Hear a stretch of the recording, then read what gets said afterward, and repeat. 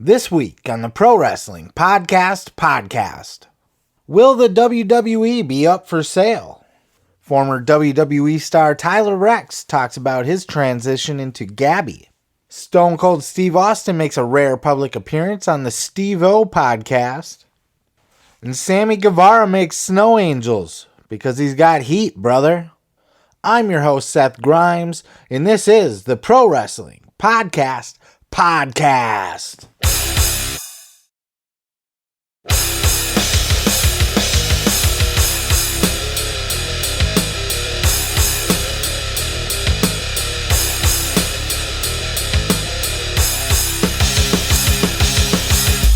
Yay! Whoa! The Bushwhackers are back on the scene, doing their thing, licking faces, being bushwhackers, bleeding all over the place. Good shit. Luke and Butch were on the Insight podcast with Chris Van Vliet this week. I do that a lot. I've noticed that. Van, like a van that you drive. Vliet, like a fleet, but with a V. Check this out. The Bushwhackers from Down Under. Ah, that makes sense. So the Bushwhackers are coming back. Tell me how this is happening. God, mate. It's such Where you go, boy? It's such a long story. And because the finish wasn't how we wanted it. I got really sick. Luke came back and found me on my deathbed with septicemia, blowing up like a balloon. Everything inside me completely poisoned. Luke ran the ambulance. I'm cutting it short. I died a couple of times on the way. They kept me alive, and I kept on going out. Then it took me ages to get back. The same thing happened in 2008. I had another repeat. Down I went again. This time my wife rang the ambulance. She saved my ass. They got me back again. They woke me up, took me out of the bloody, pulled me just as I was going through the heavenly clouds. Pulled me back down again. Thank God I wasn't amongst the fires. Anyway, and then for many years I've been in the sharing sheds getting mended. You know, they've been doing this, they've been doing that, getting this fixed, get that fixed. So, and the people have showed me nothing but love. Tons of love. So Luke and I want to give some of that love back to people, especially with this horrible virus going around. So we thought, a lot of people know the Bushwhackers. Hardly anybody of those people know the sheep herders. Let's do it all. Let's give them some bushwhackers, some sheep herders, some sheep whackers, some bush herding. We'll do it all. It doesn't matter. Whatever they want, we'll give it to them. So we're ready to travel again, to do some marching, plenty of stomping, and a lot of whoa and yay! Man, I love the Bushwhackers. They were one of my favorites as a kid. This podcast was so fun to listen to. Chris kept saying it in the interview that he just thought that they had such a positive energy, and they really did. They were just, you could just tell that they were happy to be there, happy to be alive, happy to be talking to him, happy that about the time that they spent in the wrestling business, happy to have fans. Man, they were just so enjoyable to listen to, and apparently they are looking to continue to do appearances and shit, looking to get back on the scene. I'm excited. I like it. I like the Bushwhackers. I thought they were great. One of my favorite things about the Bushwhackers when I was a kid was watching them show up on Family Matters facing Carl and Urkel. And this was actually talked about in the podcast. Check out this clip. And I did look his pussy, but his pussy kept. Oh my God. I would be remiss if I didn't ask you about your time on Family Matters, because for me, I loved Family Matters. I loved wrestling. To see the merging of the two worlds for me was so amazing. Yeah. We had a great time there, mate. That was just fantastic. They were huge Bushwhacker fans. Huge Bushwhacker fans. So they got in touch with the WWF then and Vince McMahon and arranged for us to go and do a show. We actually spent 3.5 days making that show. They take you in and then you do rehearsals without any audience. Then they bring in an audience. Then you do it live and blah, blah, blah, right? So they bring us in and we're going to wrestle. They said, are you guys okay with this? To wrestle Steve Urkel and his uncle. I forgot his uncle's name. I was a Steve Urkel fan as well. Carl. I love it. Yeah. You're freezing, Butch. Sorry, Luke, what? No, we're good. We're You're good. freezing. The picture was freezing. Oh, yeah. So they absolutely loved us having us there. Again, fantastic interview. Chris Van Vliet, always worth popping in to see what he's got going on. He's gets a lot of big hitters. He gets a lot of good interviews. And he gets a good interview out of people. And this was no exception. The fucking Bushwhackers. Haven't heard from him in a long time. Excellent to hear from him. Go out of your way to listen to this interview. It's fucking great. We had an appearance from Stone Cold Steve Austin on the Steve-O Wild Ride podcast. Check this out. Do you think that fighters and wrestlers are undercompensated at all? That they should be taken care of better? I can't speak to how the MMA fighters are, taken care of from main event down to the beginning of the card, the bottom of the card, as we would say in our business. Right. So guys on top or girls on top are making top dollar, and so it is incumbent upon you as a performer, whether you're in professional wrestling or MMA. You have to learn the pay structure and the pay scale, and you have to learn the business. You have to learn your value. We used to always say going up and down the road, God damn, I can't believe they're paying us to do this. We're having so much fun. Yeah. And that's fun. That's fun to say, right? That's easy to say. But at the end of the day, you're in a business, and you're in a business to make as much money as possible. If you don't know when it's time to push for more money, then that's on you. And that goes for any job in the world. It doesn't apply to just these two things we're talking about. Right. And, so someone will pay you as little money as possible Sure. until you say, hey, man, I believe I deserve a raise, and here's why. So you got to learn what the fuck your value is and apply it accordingly, and also do it in a business-like fashion with facts to support you. And you got to learn how to use leverage when you have leverage. Yeah, I think what I hear Steve saying is, You gotta market yourself. If you feel that you're not being compensated enough for your services, then maybe you should fucking work on getting over, bitch. Yes. Learn to start crushing. Hell yeah. Yeah. I think Steve's being a little bit political there, but he's not entirely wrong. I mean, if you're the bottom of the card, you got to get your ass over, like Steve-O said, right? But at the same time, Steve's walking a political line there. He's still close with the company, and he's not going to say anything derogatory like, the fucking Undertaker did on Joe Rogan's podcast. But, yeah, I think to a certain extent, wrestlers are paid pretty damn good these days. I think back in the day, the downsides were really sketchy, but you always made more. Now they have their downsides are much better. It's a decent living wage, and I don't think the upsides that they can get are going to be as high anymore either, though, because you're not getting the pay-per-view shares anymore, things like that, right? So I think it's more of a flat rate. I'm sure they still, it's going to fluctuate and such, but their downside's still pretty good. So I think wrestlers are pretty well taken care of nowadays. They don't have the quote unquote benefits, so we don't binge. That's fucking overrated too, okay? Like, you can go out and get your own personal private insurance plan, and it's not going to cost you too much more. Even so, it is going to cost you more, but you're being pretty well compensated by the company as it is. I feel like people oftentimes probably don't even know what they're talking about when they talk about how wrestlers need to be unionized and they need to, they need to get benefits and shit. What are benefits? They need a fucking 401k and fucking sick time and shit like that.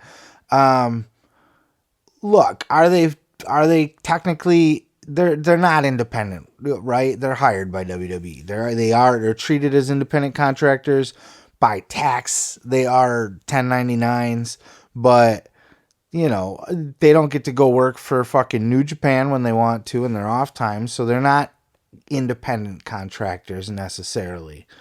I don't know. This is the ongoing debate, right? And I'm not in the business like that, so I don't know that I'm even the best one to comment on that, but it's a fun conversation anyway to have.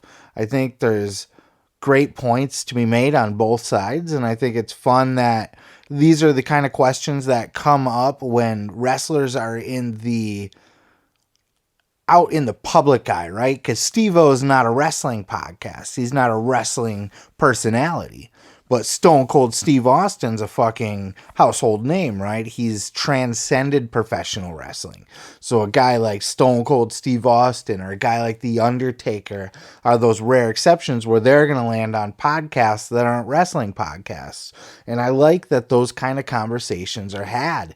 I like that guys like Steve-O hear that. That's something that they're aware of. They don't watch wrestling, but they are aware on the periphery that this is a debate that is happening around the wrestling industry, and it's always worth having. And look, if the boys can be treated better, if the boys need, and the girls, if the wrestlers, if the talent needs fucking health insurance and sick days and 401k, then sure, if that makes their life better, I'm all for it.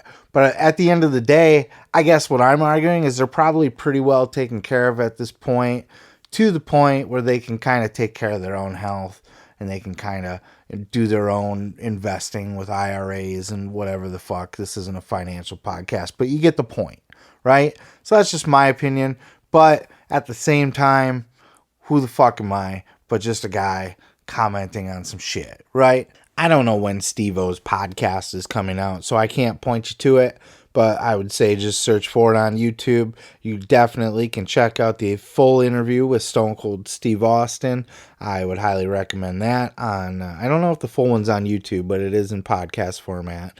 But also Steve-O's got a lot of other good guests, but you know what? Fuck Steve-O, because this isn't a Steve-O show. This is a pro wrestling podcast show. So, sir, on to the next. On Corny's drive-thru, Cornette debates whether WWE is up for sale. Check it out. Do you think that WWE is setting up for a potential sale right now?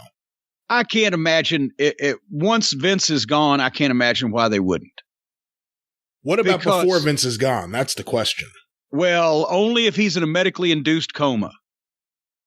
Well, now that I think about that, if he could get some ridiculously astronomical amount of money, like $5 billion for the WWE from somebody, and use that as the crowning achievement of his life, or maybe it might have to be, how much was the UFC? How much did I can look that up. It might have to be $1 more than that.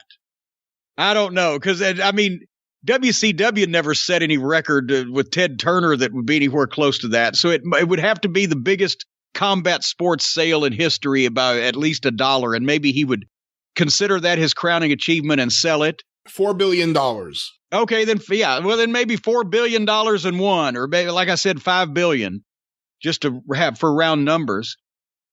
The only way that he would probably sell the company is if he could do some kind of record sale like that, and it'd be reported everywhere, and it would be what he got from his dad, and boom, here it was 40 years later, whatever. Otherwise, as soon as Vince is gone, especially if Triple H has set himself up where he's really the most integral component of keeping the wrestling business running, because I would think that at the higher levels, while they probably don't respect the individual wrestlers, well, we can get another one of those or another one of those, they would have to know that that guy at that level is integral in running a very specialized business endeavor, whatever they call it. So we got to keep him. Sell a fucking thing to NBC for $5 billion and he gets stock and a fucking executive job to let him not fuck it up too bad. How the fuck would you turn that down? I think in my lifetime, for sure, I will see WWE sold to a bigger company. I think it'll be within the next 10 years. I think it'll be within the next 5 years, possibly. 10 years, certainly. 5 years, possibly. 10 years, certainly. I think WWE will be sold. If it's not sold to NBC, it'll be sold to Disney or something like that, because these companies, look around, man. Look at the industry. These companies are sucking up the entertainment. They're buying up properties. They're buying up brands. They're buying up intellectual properties, right? They're acquiring shit. They're building their own catalogs so that they can build their own networks.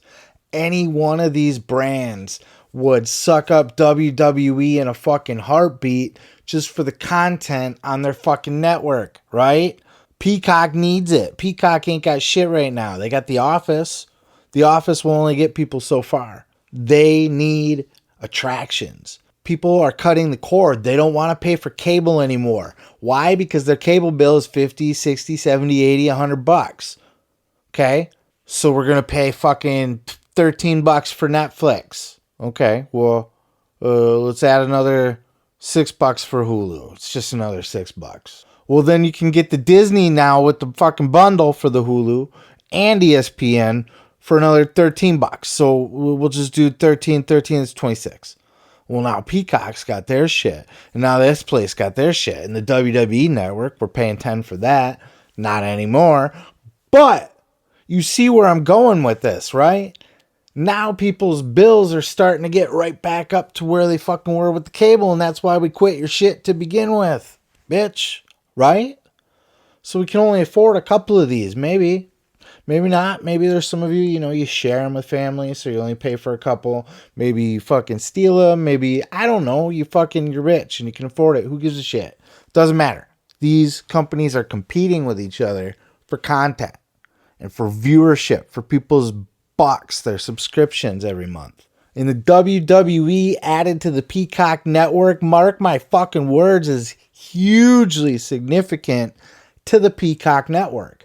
Will they even get their investments worth? Probably not. Probably not.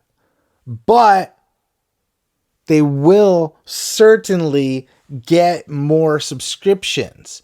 And that's going to lead to more subscriptions, and they can bump their numbers up and blah, blah, blah, blah, blah.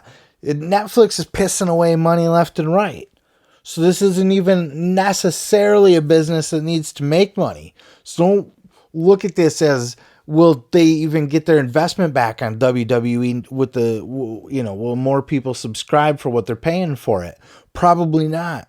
But to say that you now have the entire history of professional wrestling right there in your Peacock Plus or Peacock Special or Peacock Silver or whatever the fuck it is, I don't know. If you can advertise that and try to charge people for that, and you can say, look, bro, we got this, we got this, we got this, we got The Office, we got, oh yeah, you like wrestling? No, doesn't matter. We got everything ever wrestled, ever, every match, all of it, pretty much, right? What don't they own? Not a lot. It's on the Peacock network exclusively. So if WWE is going to sell, they are going to sell for a big ass price, and I do think it'll happen. And it's going to be interesting to watch this play out. Check out Corny's Drive-Thru every single week, wherever your podcast and YouTube videos are found. Motherfucker, just check the podcast out. Sammy's vlog found Sammy Guevara out in the snow in the middle of the road making snow angels. Why? Because he's got heat, brother. Check this out. Look, everyone. Look how pretty it is. It's snowing here today. What the actual fuck? Sam, what are you doing? Why are you making snow angels without a jacket? It's so cold. Oh. Okay, well, why would you do that? You're gonna get sick, and then I'm gonna get sick. I'm gonna be pissed off. Pam, don't you read the internet? No. It said I have lots of heat, so I thought I didn't need a jacket. But I'm still so cold. You freaking idiot! Don't believe everything you read on the internet. Not everything you read is real. What do you mean? Not everything you read online is real, you idiot. So if I believe everything I read online, I'm a fucking idiot? Absolutely. I think it's so funny that Sammy's choosing to poke fun at his current situation, his quote-unquote supposed heat for turning down some bullshit that Impact Wrestling wanted him to do. Look, I wouldn't even want to go to Impact Wrestling if I was him. It would severely bring me down. I'm in AEW. I'm on national TV. I am the man. I'm an up-and-coming, rising young star. Why do I want to go to your bullshit Impact and be perceived as a bullshit Impact guy, right? All these other Impact guys. Nobody likes Impact. Impact sucks. Impact has a stigma on it. Even if it's good now, it sucked back then, and that makes it suck now. It's beyond repair. They're trying. Damned if they're not trying. They should have just started a whole new company. Because it's got that TNA stink on it. And frankly, like, if I'm Sammy Guevara, I don't really want to go over there to begin with. And I get the story. He's leaving the inner circle, so he's going to take a break from AEW, and he's going to go end up in Impact. Clearly, that's where they were going with that, right? He's going to show up in Impact and start wrestling over there. And you know what? Maybe they would use him as a more of a top tier star, right? So maybe he would get more experience in main event situations than he would on Impact, or than he would on Dynamite. But all of a sudden, he's got heat, brother. All of it's bullshit. He can't be in that much trouble if he's on his vlog now poking fun of it and doing snow angels and shit because he's got heat, brother, and he's trying to cool down. That's just good shit. I love it. Sammy's vlog, always entertaining. You can check out Sammy's vlog every single Tuesday on YouTube. Just YouTube it. Instead of Googling it, you just YouTube it. Sammy's vlog. Pops right up. It's right there. You just watch the latest episode, subscribe, all that shit. See the man doing snow angels. It's fantastic. Oral Sessions had a special Valentine's Day episode this week. Renee had her man on, John Moxley, talking about their relationship and all of their lovey-dovey stuff. Check out this clip. We can hang out and have a good time and date and whatever, and canoodle. But I'm not gonna canoodle before me. Never. No, I made a vow in Catholic school. Thank you. You shouldn't try too hard to make it something that it's not. You know what I mean? And my theory was, why work so hard? Because let's see, a lot of my friends do this. And I'd be like, dude, you're in your 20s, man. Why are you focusing on one woman when there's all these women out there? Now, I was not opposed to the idea of like monogamy or settling down or even getting married or anything like that. But I figured, what are the odds? Yeah, if like the perfect girl came along, sure. But like, that's not going to happen.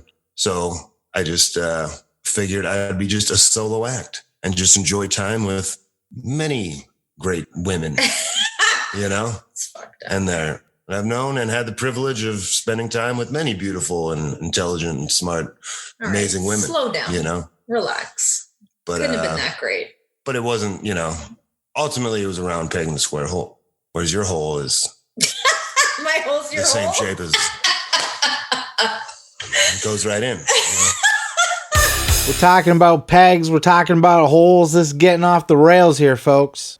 Getting off the rails. These two just sound like a fucking married couple the whole time you listen to them, right? Starts out with the sexy stuff, but then it gets into the bickering and the you do this and the you do that. And they're a cute couple. Very cute couple. Very bickery couple. Very... You can just tell, they're just a couple, right? They're just married. Like when you think of a married couple, husband and wife, right? That kind of interaction with each other, totally Renee and John. It's fucking awesome to listen to. Highly recommend listening to this episode. There's not a lot of wrestling content in it. There's pretty much zero wrestling content in it, other than it's hosted by Renee and fucking has John on.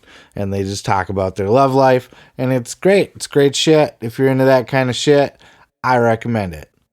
You can check out Renee's podcast, Oral Sessions, every single Tuesday, wherever your podcasts are found. We got a double dose of Renee Paquette this week. Triple if you listen to the Sam Roberts podcast. But a double dose of oral sessions this week, which is always a good thing. You get a double dose of oral sessions in your life. It's never a bad thing, right? But anyways, besides my bad, dirty jokes, Renee had Gabbi Tuft on her podcast this week. Who the fuck is Gabbi Tuft? Gabbi Tuft is Gabe Tuft, former Tyler Reks of WWE. Former man transitioned into a woman. Gabe into Gabby. Check it out. So when did you first start realizing that you wanted to identify as something other than the gender that you were assigned at birth? Ooh, that's a good question. Probably about 3 years ago is when we first kind of started experimenting with like me wearing female clothing. But I don't think I really had the desire until it was, last year during COVID when we had the lockdowns. And I was starting to get dressed up every night. And then it was just the pain of taking off the hair, taking off the makeup, and realizing I really feel like presenting male was the show. And I wasn't living my reality. And it just slowly became harder and harder and harder. And I don't remember the exact day, but it was just basically me going, this isn't right. I want to stay female. Everything feels right and I feel good and I can express myself emotionally. So I would say maybe midsummer, I kind of had that realization. You know, I recently heard about this and I was surprised by it, obviously, because he definitely didn't strike me as the type of dude that was secretly a woman on the inside. But hey, man, to each his own. I know some people are still uncomfortable with this. Some people grew up where that's just not cool for them. And, you know, that's fine. You know, I get where you're coming from and all that. But science, you know, like gender's a spectrum. You know, allow me to school you a little bit here.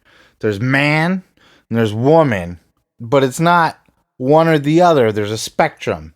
You can be a very manly man. You can be a very femmy woman, or you can be a tomboy woman who's kind of a little closer to a guy. You can be kind of a femmy guy. What are the metrosexuals? You know, they dress and look gay, but they're not. And then there's everything in between. It's a spectrum. And you know, when you're born, when you're a baby in the womb and you're developing and you're getting all of the hormones and shit, sometimes the levels just don't come out right. Sometimes you get a little bit too much of this and not enough of that, or a little bit of this and not enough of that, or, you know, some of this seeps in when it wasn't supposed to, and suddenly your male formed body is more female on the inside. This isn't a gay thing. It's not a freak thing. It's not a mental issue. It's not an identity issue. It's when Tyler Reks, when Gabe was created, he was created as a woman on the inside. He certainly looks like a dude. She looks like a dude. But on the inside, he was created a woman. And that happens. That happens. It absolutely fucking happens. And we're just now seeing it more because we're in a culture that's starting to accept that shit. You don't think that there were dudes that secretly felt like women back in like the 40s and 50s and shit? In the 60s, the 70s? Of course there was. Of course there was. This is something that's been happening since the beginning of time because it's a developmental issue. I don't even know if issue is the right word because I mean, I guess it is an issue, right? If you got to spend $100,000 on surgery to get yourself turned into a woman when you're a man, that's an issue. You probably would have preferred to just be born a woman like you're supposed to. But wires get crossed, man. It's the truth. Wires get crossed when you're cooking in the oven and things happen and people fall somewhere on the spectrum when they come out. Not everybody's gay. Not everybody's straight. Not everybody's a man. Not everybody's a woman. It's a spectrum. You're somewhere in the middle, right? You're a dude that loves chicks, but you might take a cock in the mouth. You're a chick that loves dudes, but you might fuck a chick when you have a couple drinks or something. You might be a woman who wants to go out and play with all the boys because when you grew up, you didn't identify with the girly girls. You identified with the boys. And maybe you don't think you're a boy, but you got a lot of boy in you, right? So that's what I'm trying to say. And it's a unique situation, and I appreciate that Gabby, and I'm not even trying to be woke here, like, I think, like, is it sort of uncomfortable and awkward and stuff? Yeah, of course. This is a man, clearly, by the looks of it, trying to turn into a woman and act like a woman. But on the inside, she is a fucking woman. She's a woman. And if you ask her to try to look like a man and be a man, you're asking her to live outside of her happiness. You're asking him to be something that she's not really meant to be, or not really on the inside. And, you know, you can look at that however you want, but at the end of the day, it's not about you or what you think or how you want to look at it. It's about how Gabby feels. And you know, anybody else that does that, the chick in AEW, that's a dude, you know, did transition there. Nyla Rose. It's just not for you. It's not your problem. It's not for you to worry about or to even have an opinion on, right? At the end of the day, it's what makes Gabby happy. When Gabby has to wake up, look in the mirror, if he is a she in her own mind, then she either has to go through life hiding that from everybody, including the people she loves, or she has to take that chance to just step out there and be something different, be herself, be free, where she can feel free. And I respect the fuck out of Gabby being able to make that jump and to do that. And, you know, more power to her. It's off-putting, but it's something that we're all starting to kind of come around on and starting to learn more about and become more comfortable with. It's just a good thing overall. And we're getting there. We're making progress. And props to Gabby for doing her thing. You go, girl. You go, girl. You can catch Renee's podcast usually every Tuesday, but I guess Wednesdays and Thursdays and whenever the fuck else she wants to drop one now, I guess. Who knows, right? Not only did we get a double dose of Renee Young this week, but we got a double dose of Chris Van Vliet. First, he was getting his face licked virtually by the Bushwhackers. Now he's talking about toys and podcast networks and AEW and Impact and all that shit with Matt Cardona. Here's Matt talking about the Z True Long Island Story, the YouTube video that got him the fuck over. Check it out. Plan that I was going to, I knew I was going to start a YouTube show. I didn't know exactly what it was going to be, but I knew I had to try something because just sending in those emails to the writers at WWE, it just wasn't getting it done. So I had to take, literally into my own hands, take my career into my own hands and do something for myself. And luckily it paid off. Did you ever think when you were doing that, oh my God, this might get me fired one day? Yes. So that's a quote that I've said before. I wanted to either get noticed or fired. I wanted to create so much buzz. And listen, I didn't want to get fired. I wanted to, and I didn't create a YouTube show to be a YouTube guy. I created a YouTube show to get noticed, to do more on WWE programming. Right? Yeah. But my goal was, okay, with this YouTube show, I want to create so much buzz. Hopefully WWE does use me, but if they are to let me, release me, let me go, I'll have buzz to go to TNA or whatever was going on at the time. So I wanted buzz one way or another. Yeah, I think that was about 10 years ago by now. I was never the biggest Zack Ryder fan, not before the YouTube video, not after the YouTube video really, but I was a fan of the YouTube show. It was every week or so he was putting out the Z True Long Island Story, and he was one of the first, if you want to think like BTE nowadays, it was that. It was Zack outside of work, right? Outside of the wrestling business, just doing goofy shit, creating his own content, creating his own YouTube show. It wasn't like a vlog or anything. It was partial vlog, I guess. There was some of that, but it was hanging out with his dad. It was doing little jokes like trying to climb over a fence, saying that he's getting over and shit like that. It's a fun show. I don't know if any of that's even out there still. I know it got to a point where he blew up so big that all the fans were going crazy for Zack Ryder. He was really getting over in WWE because of it. He got himself over outside of WWE to the point where the fans were demanding that that Vince take notice. And they did, and they pushed him very briefly, but then it seemed like they squashed it really quick because and it's not because Zack dropped the ball, it's because Vince doesn't want you to get over unless he wants you to get over. He doesn't need people chanting for Zack Ryder and on the fucking in the crowd when he wants him to fucking love John Cena, right? Same with Roman Reigns today. He doesn't want to hear about your other bullshit. He wants John Cena. He wants Roman Reigns. He wants the Hulkster, brother. Hulk's got to pose, right? Vince is set in his ways, and he shut that shit down. And not only that, but I believe he had to like give up rights to the show, or not rights to the show, but he had to stop making the show, or it had to get transferred to the WWE YouTube channel, something to that effect. Yeah, man, he's been around a long ass time, and it was that moment, that show, that time in his career where he really made a name for himself and separated himself from the pack. He wasn't the guy with the one short thing, the one leg, one short leg, one long leg pants, tights things that like Ruby Riott wears. He got over. He got himself over. He was one of the first people to get himself over, and he's been over ever since, really.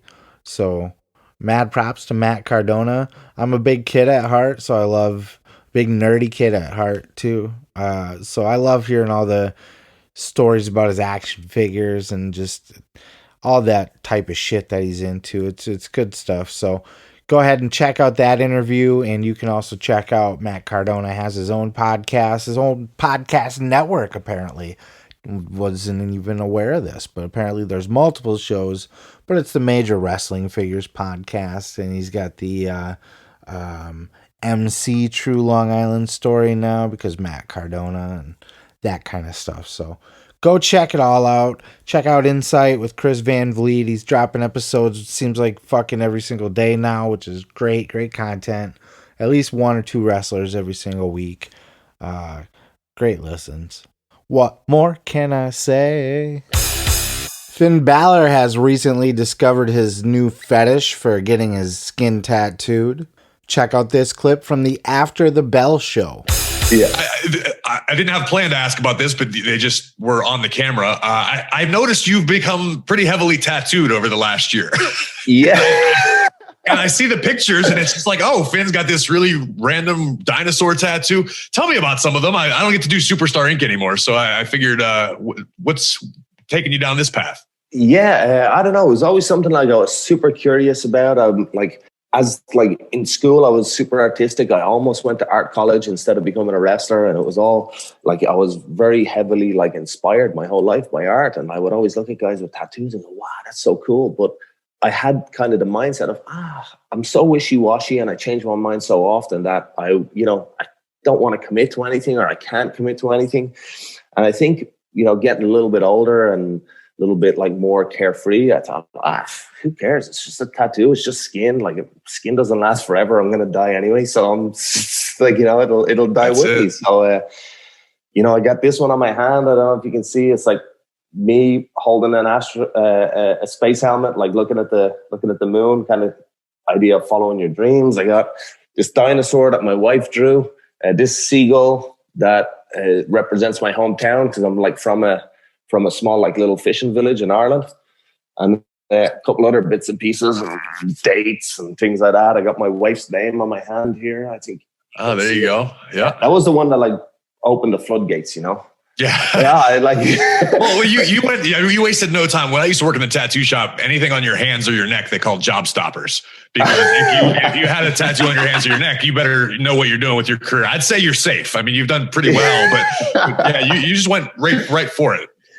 Yeah, I had like a lot of plans to like accelerate the amount of tattoos I was getting, and then like with lockdown and quarantine, a lot of the artists I want to work with are like, outside of Florida, so I haven't been able to travel. But I think once the world gets a little bit back to normal, I'll up the ante a little bit. Amen. I like that kind of shit when people just up and do a big change like that out of the blue. Midlife crisis type shit, right? He's not quite at the midlife yet, but he's close, right? Close enough.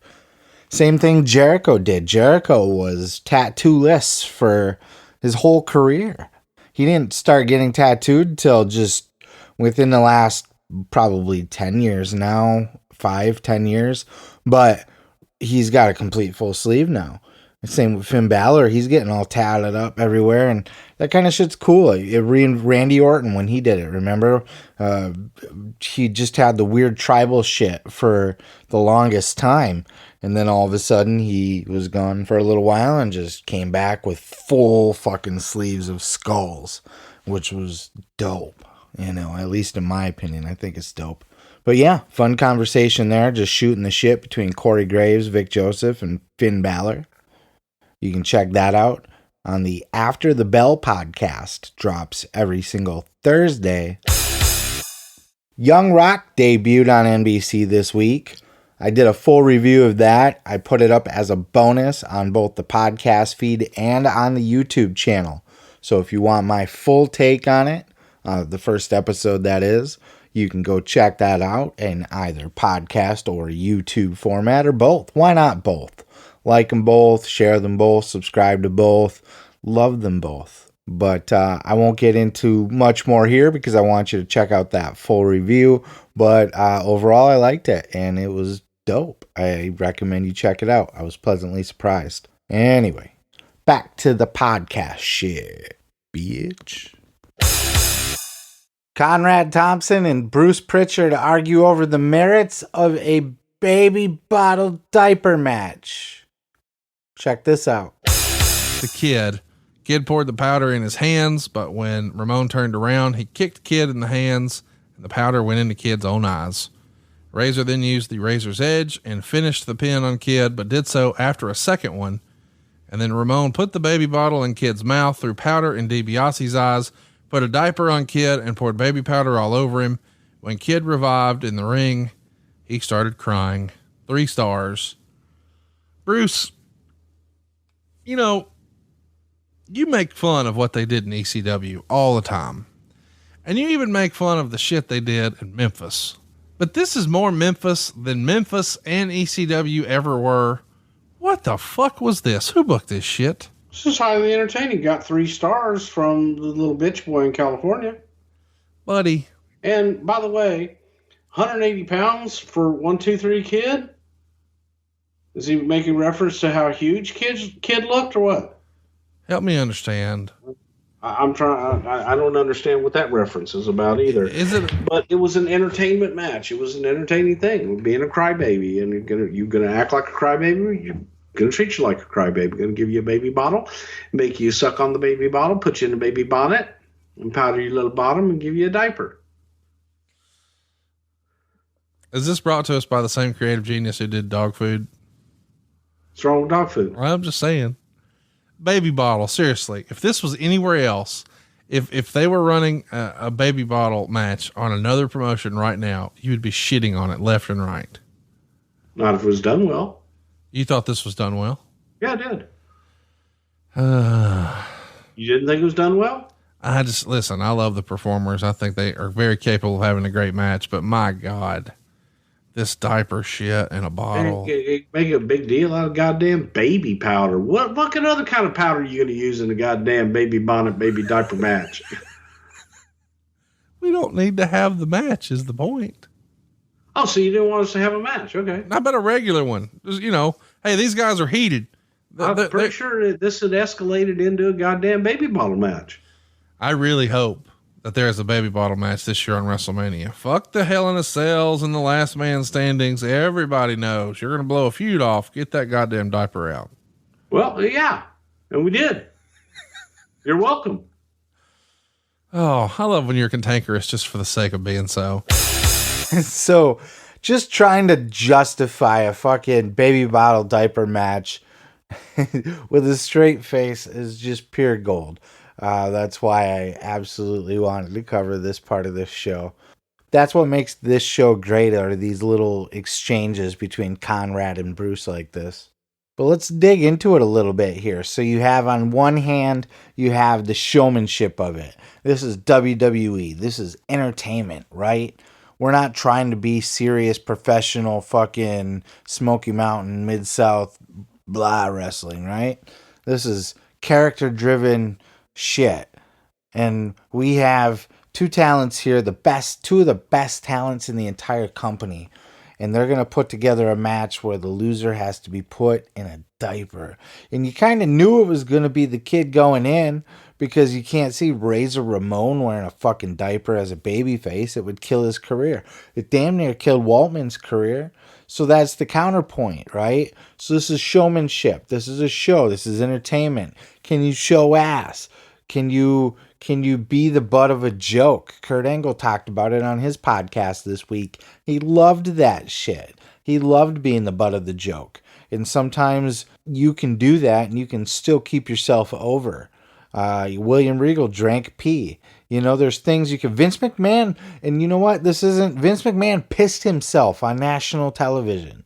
So even Vince McMahon himself will go out there and make a complete ass of himself for the entertainment of the fans. So was this too much of an ask of the 1, 2, 3 kid, Sean Waltman, to wear a diaper and to spank his ass with powder and fucking give him a bottle? Is it a career killer? Clearly Waltman survived. He's a 2-time Hall of Famer now, but I don't know. What do you guys think? It's an entertaining. It's a good debate, because a show is a show, and I think anything that's entertaining should be on TV, and that's entertaining. Like, I'm okay watching that. I'm not a Jim Cornette where I need my wrestling to be wrestling. You know what I mean? Like, I can have some entertainment value as long as I get my wrestling, as long as I can get my 3.5, 4-star, 5-star matches, a couple of them on a show. You can give me some goofy shit too. I'm okay with that. I like the variety of that. But somebody had to do it then in that case, if you're going to do that. But to do it to the 1, 2, 3 kid, it's a bit of a burial. It really was. But he survived it. So at the end of the day, I mean, can wear a diaper on a big show. I mean, you forget how often these people completely humiliate themselves, and just from week to week, you just forget it. It just fades into memory. But yeah. Anyways, moving on. Something to wrestle every single Friday. You know the drill. It was Ask Arn Anything this week on the Arn podcast, and Arn was asked his thoughts on the first time he met MJF. Check it out. Can you describe your thoughts after your first encounter with MJF? I was sitting in the same room you were at your event at StarCast. Oh, I remember that. Yeah, we were in the back. Remember? Mm-hmm. Tully and I had just were we on Tony Schiavone's show, and just came back from the stage. That's right. And he was next. MJF was next, and I'd never seen him. I'd never seen him. Right. And he started taking questions, and I saw him, easing up to the edge, and I'll never forget it. I remember it now. It's funny. I didn't remember that, but obviously I had a lot going on that day. But you looked over at me and you said, "Hey, Conrad." And I looked up. "Yes, sir." And he said, "What's this fucking guy's deal?"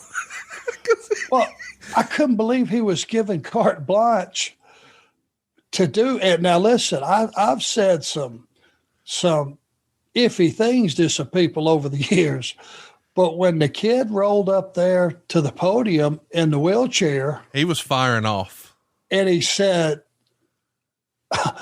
he said to MJF, "How you doing?" And he looked at him and went, "Better than you." I swallowed my teeth. Yeah. This is a kid in a wheelchair. Yeah, fuck MJF. For real, though. No, for real. MJF, that's like his gimmick, is like the real life bad guy. Like everybody else is playing a character, but that guy's a dick for real. Now, I do get the impression that he's probably not a dick in real life. Otherwise, people wouldn't be so high on him. But he does play a good dick on TV and in real life. And those little things like making fun of a kid in a wheelchair or whatever, like, come on, man. Like, you know what you're getting into when you go see MJF or talk to MJF. I don't think there's any handicapped kid out there, and I could be wrong, that's going to show up at a convention like a StarCast and actually try to ask a question of MJF and expect to not get completely roasted in a horrible way, possibly. Because I think that's just what you get with MJF. That's his character. It's like you appreciate that about him. You understand. You're in on the joke, right? It's one of those things where you understand what's going on here, right? He's going to make fun of me because he's MJF, and that's what he does. But it's like a badge of honor, right? I got roasted by MJF. MJF said this about me, and that's the kind of shit that people will remember for a long, long time, and they shouldn't remember it in a bad way. Like, I hope nobody goes to try to talk to MJF and expects to speak to the shoot Maxwell inside, right? I hope nobody expects to get an honest, heartfelt answer.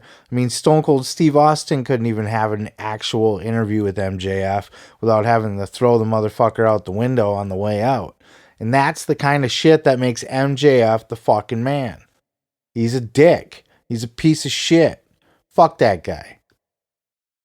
You can check out the Arn podcast every single Tuesday. It's Ask Arn Anything on one week, and then the next week they cover a long form topic. And I really actually like Arn's podcast for the current times, because Arn was in a unique position, and I guess Bruce to a certain extent, but really for the years that Bruce was out of the WWE, Arn was there backstage. And they do a lot of really current stuff, they'll do like a 2010, 2012, 2000 whatever. They're in the 2010s with the pay-per-views and stuff that they're covering, and Arn was there as an agent backstage for all of that shit. And it's very interesting to listen to it for that reason. And Arn, another thing I'll say about Arn is, as boring of an old man as he appears to be and is, he's still funny as fuck.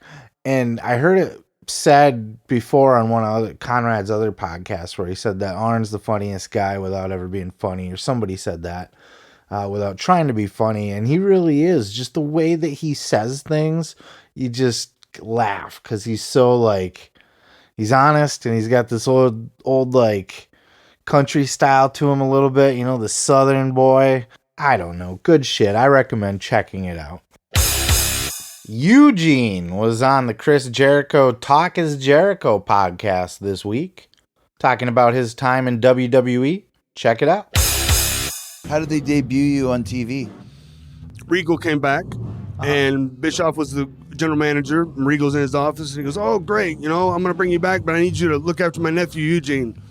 He's outside somewhere. Hey, Eugene's a special little boy." Okay. And Regal goes out and looking. Then he finds me, and then he comes back, and he's like, "I can't manage this guy. This guy's a window licker. I can't, doing all this stuff." And by then I'd gone out to King and JR, and I put the headset on, and I was just talking, and Eugene ushered me out, and that was how they introduced me. So right off the bat, I love that window licker. Like, so you could never say that in 20. You could never do this character in 2020. I don't think. Do you? I don't know. WWE always seems like that. Whatever the character is, that if they want to, they can pull it off and make it make sense. Mm-hmm. They took the mask off of Kane and made it make sense. You're right, yeah. What was this, like 2002, 2004? 2004? Yeah. I mean, it was an underdog story of a boy finding his dreams, and you know. And I know hug you, and I know hug you, and I know hug you. I used to love Eugene when he was around. What a class act guy. I actually had the privilege of working with Eugene at an indie show one time.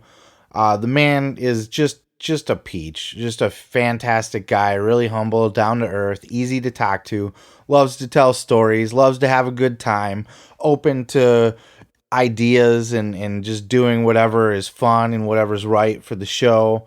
I really miss his character. I don't think they could do that today, or maybe it would have to be some sort of truncated, abbreviated version of what Eugene was in today's woke era, right? Because everybody's sensitive about it. You can't just have a mentally handicapped wrestler or an autistic wrestler. That couldn't happen in real life.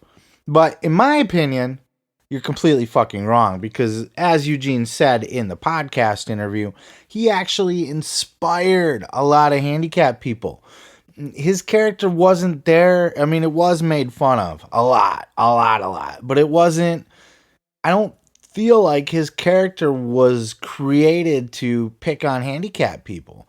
I mean, it might have been, it is Vince, but I really honestly think that Eugene playing that character, Nick Dinsmore playing the Eugene character, really was a positive influence. It gave the handicapped community hope. It gave them, it showed them that they could go out and they could be something themselves, even though Nick Dinsmore is not handicapped as far as we can tell.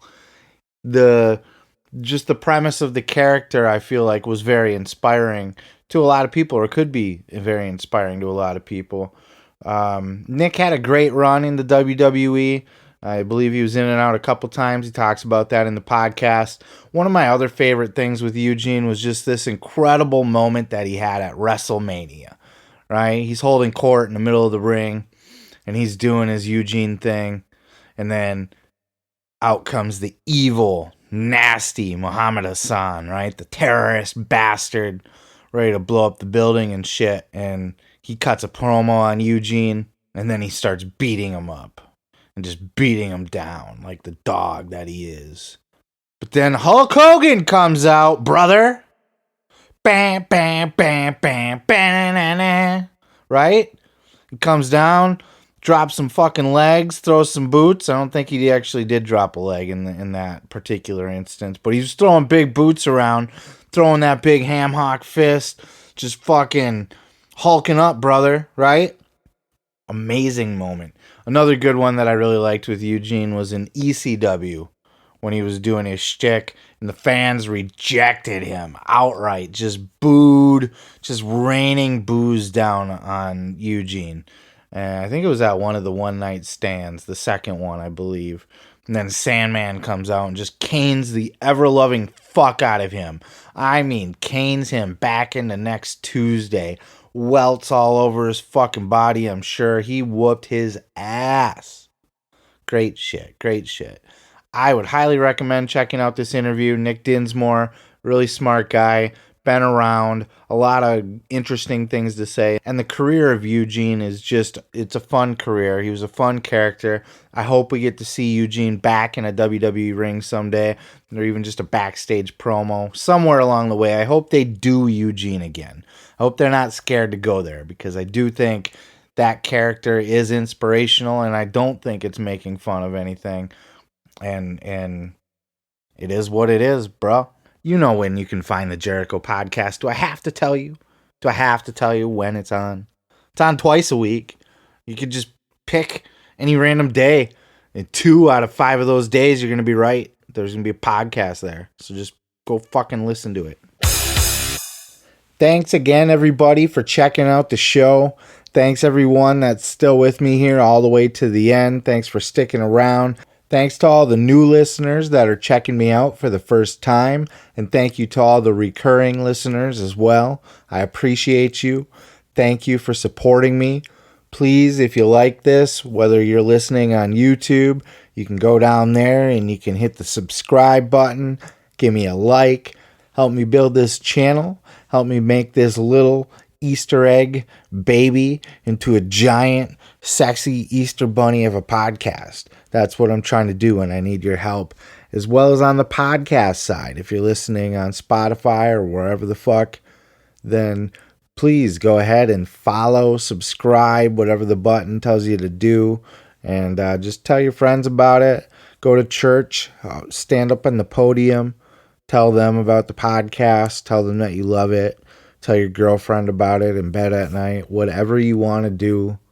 Listen, I'm here for you, and I appreciate you for being here with me. Have a great night. Follow me on whatever at Seth Grimes Media. And also don't forget to check out that bonus review of Young Rock. And as well as I have a bonus review of the Young Bucks book, Killing the Business, as well. So check all that shit out. Check it. Just check it out. Have a great night, everybody. Peace, love, and pizza.